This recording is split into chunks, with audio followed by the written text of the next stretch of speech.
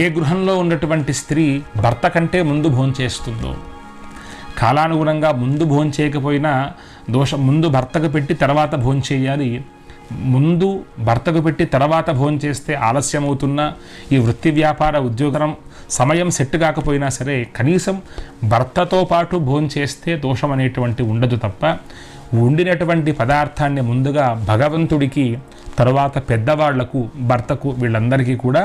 పెట్టిన తర్వాతే భోంచేయాలి తప్ప స్త్రీ ఒక్కటే ముందుగా ఇంట్లో భోంచేస్తే చాలా అమంగళం అవుతుంది. మరి భర్త గృహంలో లేరు, ఏదో ఆఫీస్కి వెళ్ళారు, క్యారియర్ రూపంలో పంపించాము అంటే భగవంతుడికి నివేదన చేసి ఆ తర్వాత స్త్రీ భోంచేయాలి తప్ప ముందుగా స్త్రీ కనుక భోంచేసినట్లయితే ఆ గృహంలో ఉన్నటువంటి వాళ్లకు అకాలమైనటువంటి మృత్యుదోషాలు కూడా వస్తాయట. కాబట్టి మృత్యుదోషాలు కలగకుండా ఉండాలి అంటే గృహంలో దేవుడికి ముందుగా వండిన పదార్థాలు